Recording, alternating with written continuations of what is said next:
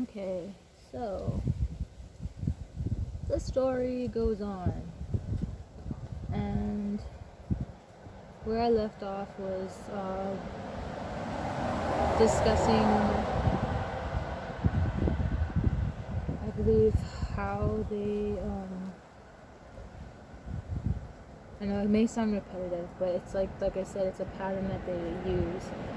So yeah, different jobs, always hopping from job to job because of the just being harassed and exploited at the job. I started to, like I said, notice the pattern of harassment and like mind gaslighting that they would use, or someone who in the workplace would be extremely disrespectful, like physical touching or harassment, or it would be also if I would ignore or refuse someone's flirtatious, demeanor of sorts, I would be retaliated against, hours cut, or even fired for reporting the harassment. It was an endless, like I said, a loop of just a bunch of crooks and criminals and traffickers trying to force me to do stuff that I was not okay with. Not understanding that for a long time, that even like the rental units that I lived in, like I said, they were like part of the ring, so they were like trap houses. They had acts. They would rent out these rooms or apartments or housing. You would have like roommates or something with girls or something, not realizing that these girls or whoever they are were already um they knew. So it's almost like they were like you, like I said, they would set you up with like a handler or someone, thinking that what they're there for, what they do at their business, their sex business. And I'm just like, very naive, not understanding for a long time. And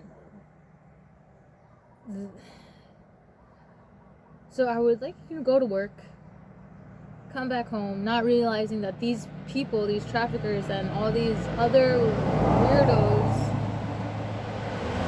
had access to all my personal belongings and items and things. And I would notice things would go missing, or something wasn't right. Just like a lot of things were like, okay, and I'm like jumping to conclusions here. So like my items from my room or things would go missing. Even my vehicle, like they would make copies for your key for your housing or your vehicle to access it without, no, you don't really understand. You're just like, wait, I put this here, like everything, anything that you think you should have as your own personal safety, or like no one should have access to but you, they figured out a way to get access to it. And they would take things, like I said, even my mail. They would take my mail. I believe they would even use, like, I'm pretty sure that they were putting like drugs in my vehicle without my knowledge for a very long time. I had no idea. I'd be like, what the like, I would smell stuff. Either, I would smell like just like it isn't, my truck would smell weird. Like, I don't know.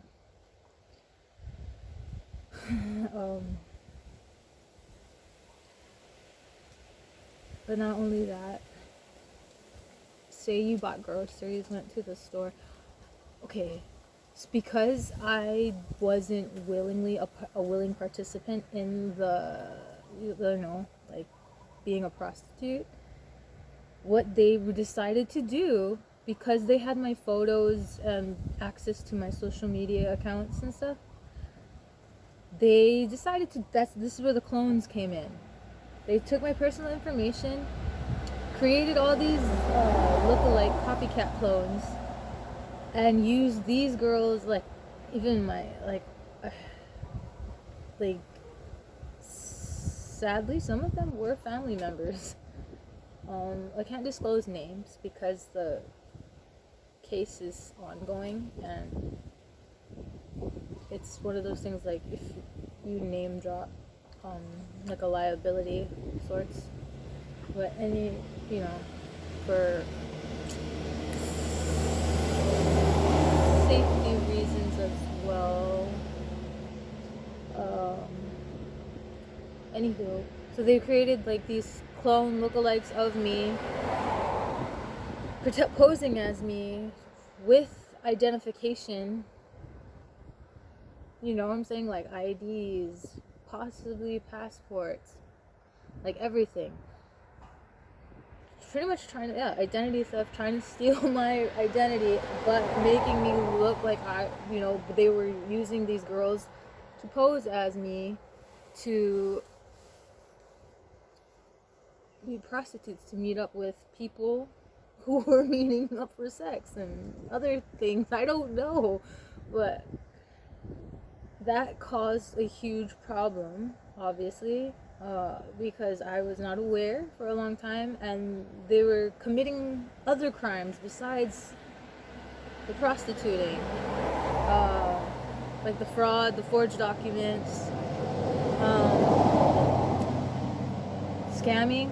Like I said, like they were part of like a huge scam network that were scamming other people, not, not just me. This wasn't just happening to me. This happened to a few other women, men. I mean, the sex trafficking doesn't only just happen to women. It happens to males too. Just so we're clear, it's not just a women thing. It happens to young boys, and men. Like they're abused just like the women from when they're young, and they grow up thinking that that's like normal. Like some people are just stuck in that cycle thinking it's normal. But in my case, I was drugged for like half of my life, not realizing what was happening to me. So this is what I was leading up to. So when you're living in these houses, these apartment complexes, room rentals, or you have roommates, of course. So when you go buy your groceries, they have access to your housing, your livelihood, everything. Your kitchen, your food, your drinks. I would notice a lot of the times that I'm high energy, so I don't get tired easily. I was known growing up to have ADHD. And even without like sugar intake or energy drink, I don't really need energy drinks. I never drank coffee growing up ever until I was like in my late 20s. I started drinking coffee. Never needed it. But anyway, it could. There's so much. I just keep fumbling on my words because there's just so much going on that ties into this. They have access to your kitchen, your livelihood, your personal belongings, everything. And I wasn't realizing they were drugging my food. I would come home from work, you cook dinner, you put your food in the fridge, your drinks, if anything's opened, like you buy cartons of juice, milk, water, whatever you buy, without even realizing. You think you could trust, we all take a risk. We go to restaurants and you trust people to cook your food, right? And to not violate you and your meal, right? I would cook my own food, and then I cook enough to share, and then I would put whatever remaining leftovers into a container and stick it in the fridge. Come home thinking that it's safe for me to eat, but they were putting drugs in there, in the food and the drinks. So a lot of it was sedatives, and I would like, I would just be like extra, like I would pass out not even knowing what I did, like how, like the time I went to bed, and I wake up like kind of groggy and foggy, like it almost like a date rape type of feeling. I've experienced that too. That's another story. But not for now. For another time. So when I started to see this pattern, I was like, dude, I've never had to, like, I'm healthy. I surf all the time. I exercise. I'm like, I never used to feel, until I started,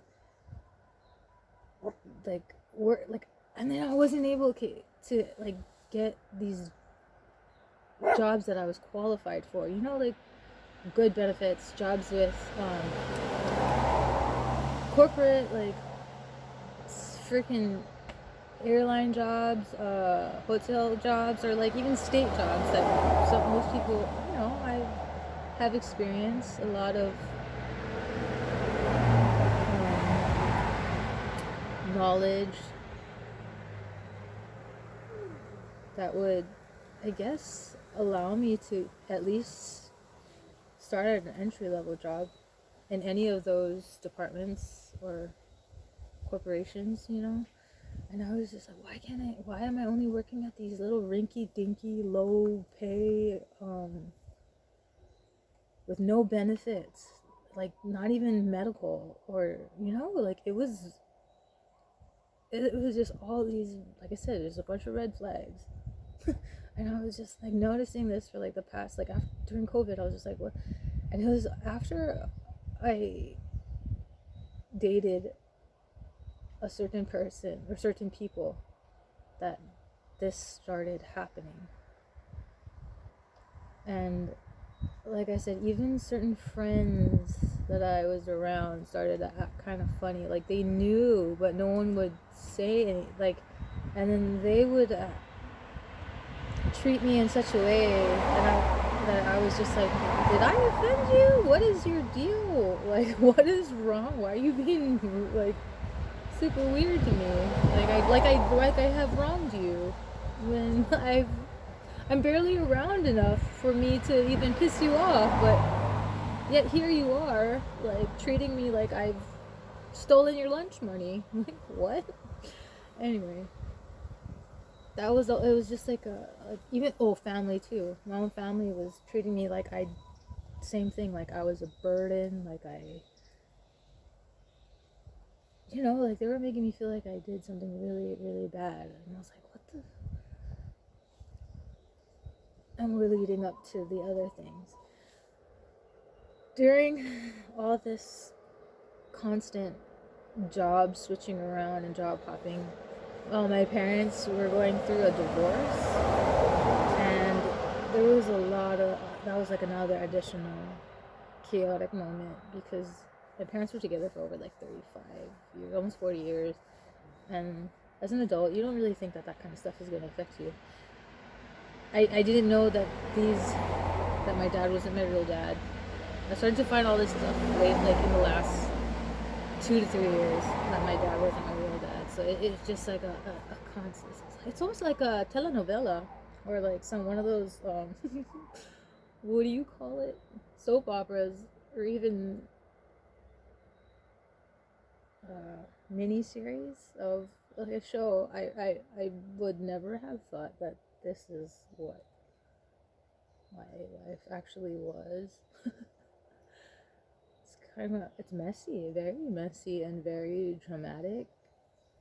Like it like I said, it almost seems like it's not, like I'm making this shit up, but I do have a beautiful creative imagination. But I didn't just pull this story out of my ass, you know. Excuse me, pardon my French, but it's like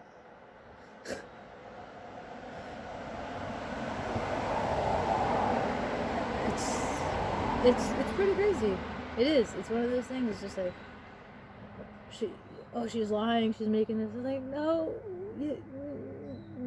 why would I just go and start making up some bullshit about people I grew up with or family? You know, like, I'm not a liar. I don't go around making up stories about people just for attention, like most other people I know do, you know, just to make themselves look better in front of other people,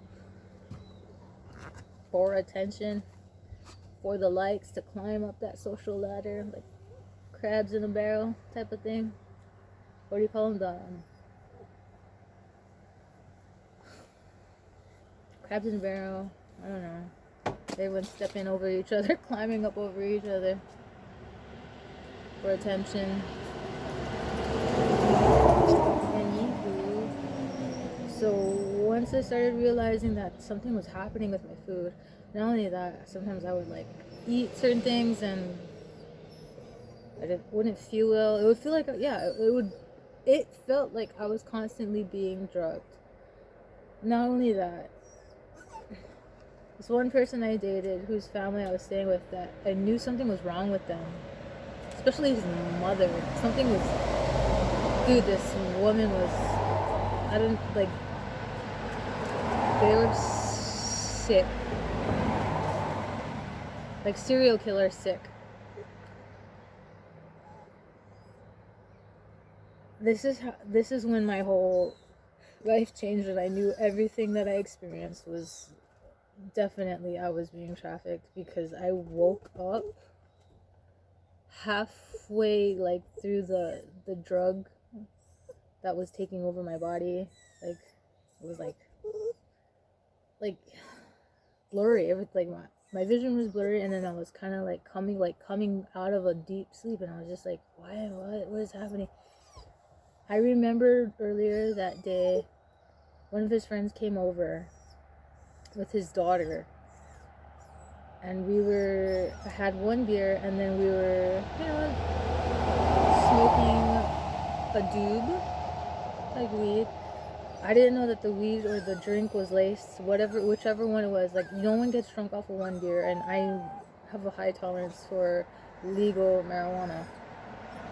So it was just like one of those things. I was just like, what the this was like 4 in the afternoon when he came with his daughter, had one beer. I was playing with the daughter in the house because they were outside smoking. I didn't want the baby to be around the smoke, so I was like, I'll take her inside, we'll watch TV, hang out. And the next thing I knew, after that whole experience, like 4 in the afternoon, I woke up in the bedroom of the person that I was dating in the house, and I was completely dressed in like lace lingerie, and he was in the corner, like on the phone, he almost like he was like filming me. And I freaked the fuck out. I just freaked the fuck out. I was like, what the fuck is happening? Like, why am I dressed like, I don't even wear this type of, I've had it, like, it was my lingerie, but I never wore it for, like, it wasn't something that I was, like, it wasn't something that I've worn when we were dating, ever.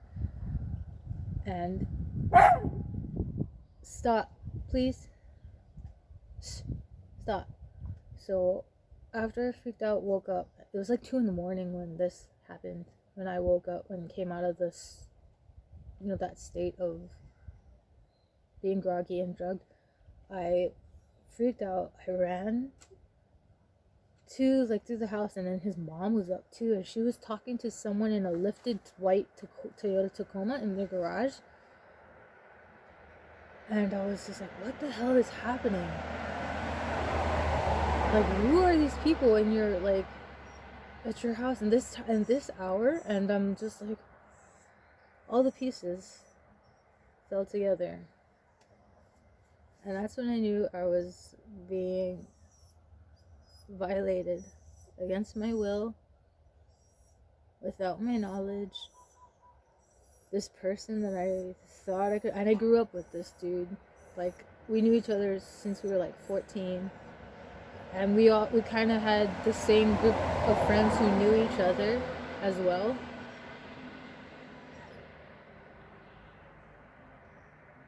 Like it was, I was just, I was scared for my fucking life at that point. So the only thing I was like in fight or flight mode. I panicked, jumped into my truck, and I drove to my mom seeking help. But she fucking gaslit the shit out of me. Told me I was crazy, I was making everything up. I begged her to come with me to the hospital to go get checked, what they put in my system, what happened to me. And when we got to the hospital, and I asked the doctor at that night, his name was Dr. I'm scared to disclose this doctor's name because he works the graveyard shift there, whatever you would call it, because the legal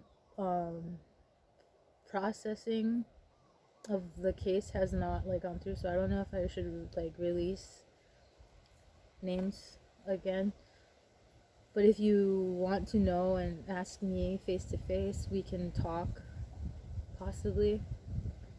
If but this, like I said, the case is still ongoing, so it's like one of those things I have to be careful. What, names, disclosure. So the doctor that I was admitted to, who had my patients, like I was his patient care at that time, he asked me if I wanted to do the rape kit test. I said yes. I wanted to know what was in my system. I asked for a toxicology report. He said they don't do that at the hospital. I was like, you're fucking crazy. You have to have this stuff at the hospital. They totally so he told me he would take a blood sample and pee sample, urine sample. And I was like, okay, that doesn't make any sense. If you're gonna do those things, you should be able to do it or send to the police or get a police officer or something. And so they, I waited, and they said, what they said was they'll do he'll run the samples, or then this is the part that pissed me off when he asked if we wanted to call the police officer. I was like, yes, you think I should. And he goes, no, I need to know if you need. I was like, well, yeah, I feel like I've been violated. So he said, okay, so we'll run this first, and then once I run the samples, then you can go and call the police, go to the police and make a report. I was also scared at that time about like the police system, because his cousin, he had family in the police department. And anytime I've ever called or needed assistance from an officer, it would be one of his family members, like one of these dirty, crooked cops that would show up. And I'm like, there's no way that you guys always the same. Like, you keep showing up. This is it was like I said, I was disgusting and I was scared. Like, I was just like, it was very well organized, let's say, that anytime I needed help or would reach out for help, go looking, I was being prevented, even from my own family. Like, anytime I would seek help, assistance with like the legal process of doing something to get that help, I was being controlled, monitored, and blocked. So after the doctor did take the urine sample and the blood sample, he instantly, without my permission, hooked me up with an IV to flush out whatever was in my system, without letting. And I was like, what are you doing? Like, it was, I knew at that point that this doctor was a part of it. Like, it was all too just all too well organized and set up in a way for, like, if anticipated, like, oh, if she does this, we can do this. You know, like they knew what to do to cover their ass, pretty much, to prevent, you know, whatever they were trying to do. But not only that, before this particular scenario happened, while I was living with my mother, she was doing some really crazy things when I moved back from Oahu. Like, this is like maybe possibly like 5 years or so after her divorce. And she was going coop like nuts. Like she pretty much lost her damn mind when her and my dad split up. And she started taking it out on everybody else around her. And then she started listening to the wrong people. This woman was so mental. She had no idea she was getting scammed and conned into doing illegal stuff, that I immediately knew she was doing something wrong. I was like, why are you like so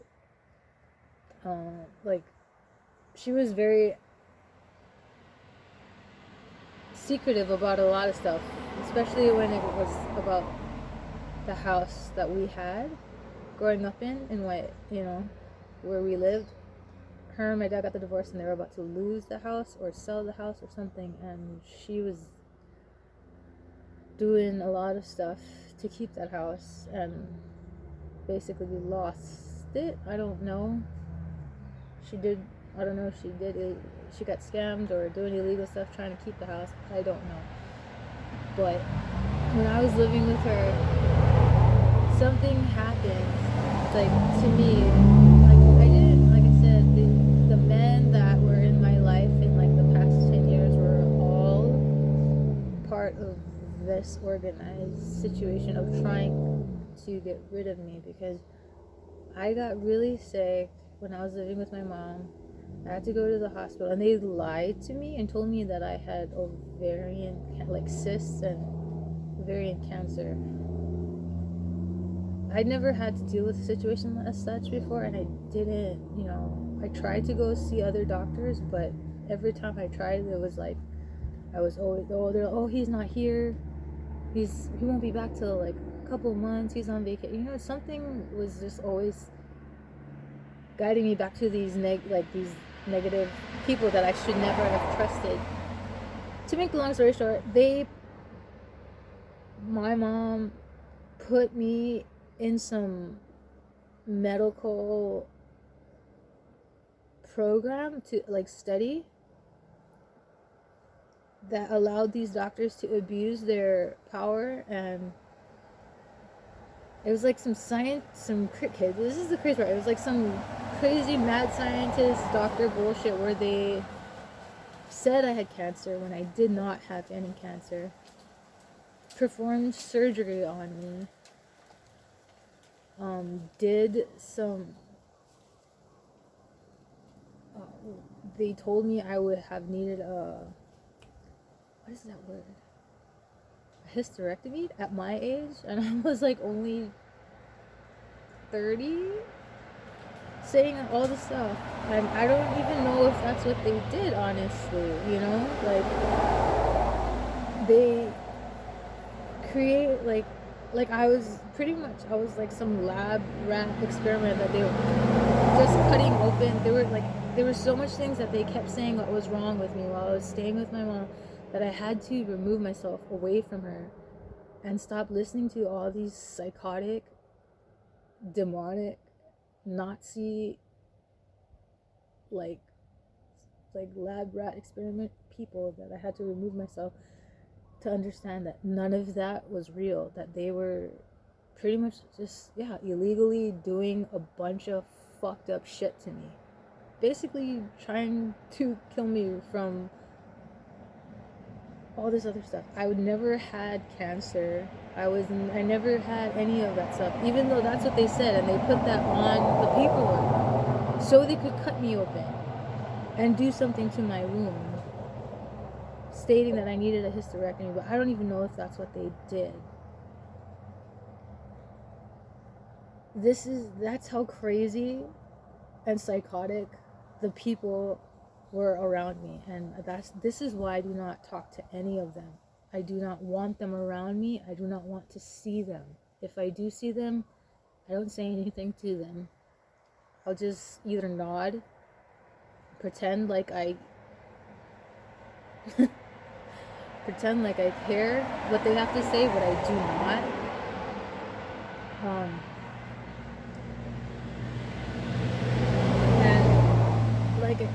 like Maui, this island in Hawaii, Maui, is so small and so controlled. Most people aren't aware that this shit is happening to a lot of other, even in their own families. Like, these doctors here are all Nazi paid doctors to lab experiment on most of us, and no one realizes that shit. A lot of the sicknesses that they say we have, we do not have. You can heal yourself. They're either poisoning you to make the symptoms match their whatever disease or sickness that they want, on paper to say that you have, when that's not what it is at all. If you look at like some SDS sheet, like safety law, like if you worked in any company that has like a safety sheet, if you work with like hazardous chemicals or anything, there's like one of those SDS sheets that they have in each department, that'll let you know like symptoms or any, like, and a lot of it matches up to certain diseases or sicknesses. These people are like smart. They network and they set this up strategically to make people think that they're sick. They have cancer. They have, you have, I don't know, whatever ailment you think you have. I would always get a second, third, fourth, fifth opinion. Like, even fly out of the state. Definitely fly out of the state of Hawaii to get that fifth or seventh opinion that you need, because it's, like I said, the island of Hawaii is so controlled and very well, you know what I'm saying, we have to wait for months for shipments to come in to have a Costco. There's only like one, you know what I'm saying? So imagine that, the ports and all that stuff. If everything, the harbor things were to get shut off and cut off, we wouldn't have much to survive. I mean, Hawaii is sustainable without any of those imports, like grocery stores and stuff, because if you have access to some